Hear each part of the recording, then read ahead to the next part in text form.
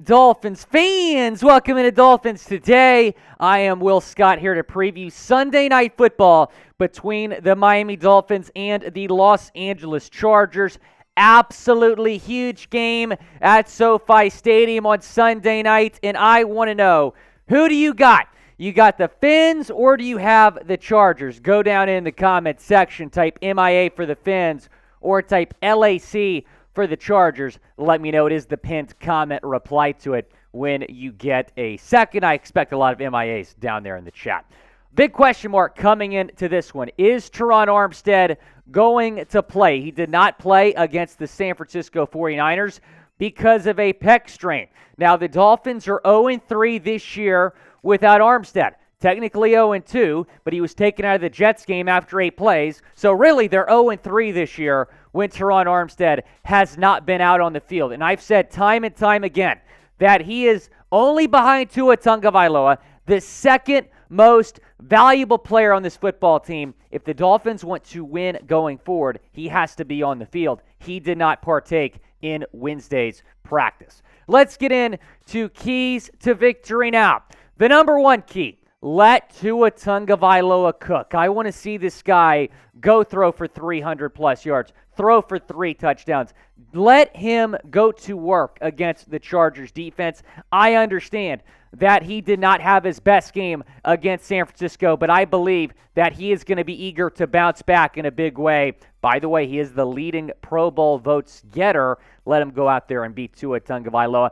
But in order for him to do that, you have to protect him. And the offensive line kind of struggled against San Francisco. So again, it's important to have Armstead out there. But I'll mention this again. Tua Tagovailoa did leave the game against the Niners with an ankle injury. However, he's expected to be fine for Sunday Night Football. He apparently could have gone back into the game, but it wouldn't have made any sense. It was a 16-point game under 2 minutes to go after the strip sack. So obviously, it was not in the best interest of the team to have him out there for the final drive when the game was already out of reach. But he is not, I don't know. He might be 100%, he might not be, I don't know. But either way, it's important to keep him healthy. Here's what I think the offensive line is going to look like on Sunday against the Chargers. I think Terron's going to play. I really do. Everything we've been hearing is that he is on track to play. I understand that he did not participate in Wednesday's practice, but he hasn't practiced a lot this season, and you know, that doesn't necessarily hold him out of games. So I think he's going to play. He was really close to playing against the Niners. Liam Eichenberg has been designated to return off of IR, but they should still start Robert Jones. Jones has been better in that spot this year. And then Brandon Shell, I believe, will start at right tackle. Austin Jackson is back on IR, and Eric Fisher just joined the team. So even if Fisher plays on Sunday, I don't think he's going to be starting on this team. Number 3 key to victory: get the run game going. The Dolphins surprisingly only had 8 carries on Sunday against San Francisco, resulting in 33 rushing yards. 1 carry for 3 yards for Jeff Wilson, and I believe 7 carries for 30 yards for Raheem Mostert. So you cannot win against potential playoff teams with 33 rushing yards. The run game needs to get back moving in the right direction this week. And we will be live for Sunday Night Football. We're going live 45 minutes before kick. It is going to be a lot of fun, so be sure to join us at 7:30 p.m. Eastern Time. We'll see you then for Sunday Night Football between the Fins and the Chargers. Going to be a great time. Hope you can join us. Subscribe to the channel. Turn on your notifications so you know when we go live. Number 4 key to victory here is to control the game from start to finish. You are the better football team. There is no question about it. On paper, in terms of the records as well, the Chargers are 6-6. The Dolphins are 8-4. The Chargers have lost to some bad teams this year. Control the game. Yeah, it's a road game, but the Chargers do not have any fans. I expect a lot of y'all that are watching this show that live in California to be there at the game, hopefully. So control the game. You're the better football team. Take the lead. Keep your foot on the gas. Want to tell you about our new friends over at Rocket Money. This is one of my favorite apps because they're saving me a lot of money by alerting me about some unwanted subscriptions that I have. That's why I love using Rocket Money, formerly known as Truebill. The app shows all your subscriptions in one place and then cancels for you whatever you don't still want. Rocket Money can even find subscriptions that you didn't know you were paying for. You may even find you've been double charged for a subscription possibly. To cancel a subscription, all you have to do is press cancel. Rocket Money takes care of the rest. Get rid of useless subscriptions with Rocket Money now. Go to rocketmoney.com/Dolphins chat. It could save you hundreds per year.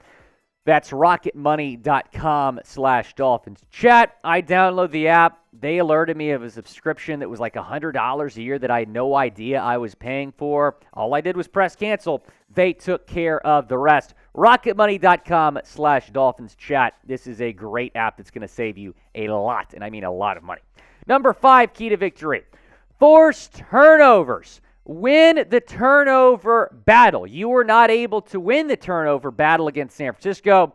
You lost the game. When the Dolphins win the turnover battle, they're probably going to win the game. Justin Herbert has thrown 7 picks this year, 20 touchdowns, over 3,300 yards, a 66.7 completion percentage. But get this, when Herbert throws a pick, the Chargers are 2-5 in those games. Win the turnover battle, and you probably win this football game. Make Justin Herbert make some mistakes. Let's talk about some players to watch now.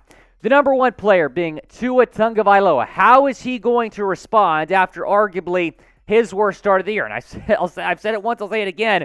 He's still put up decent numbers, and what a lot of people are saying was a bad performance for Tua. But obviously the big storyline here is going to be Tua against Justin Herbert. You're talking about the number 5 and number 6 overall picks in the 2020 NFL drafted for 2.5 years. Everyone was saying, man, the Dolphins made just a catastrophic mistake taking Justin Herbert over Tua Tagovailoa. I think this year has proven those people wrong. This is a really big game for Tua Tagovailoa. He has an opportunity to go out on a national stage and shut the haters up for good. If the Dolphins win this game, if Tua outplays Justin Herbert, I don't think many people are going to be saying that the Dolphins made the wrong selection. Tua has been having the better season by a mile.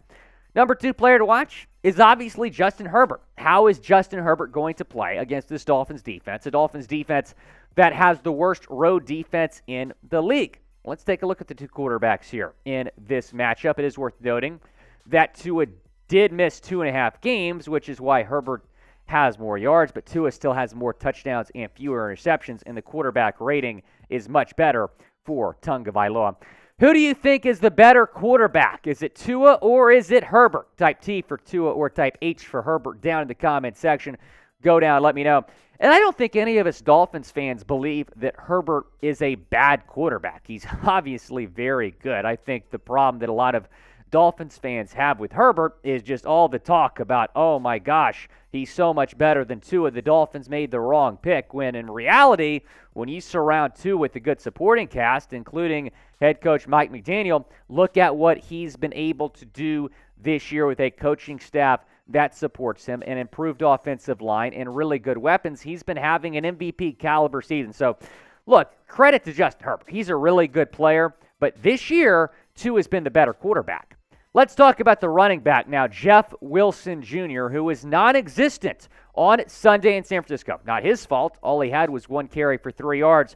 I'm curious to see the impact that he has in this game. I want to see him get more involved, because when he has got involved early on in his Dolphins career, he's been really, really good. How about Christian Wilkins, man? He has been really underrated this year, not just on the Dolphins, but when you're talking about the landscape of the NFL as a whole. He's one of the more underrated players in the league. He has been awesome. Go watch this guy on tape. You see the impact that he's having on every single play. And then Xavier Howard.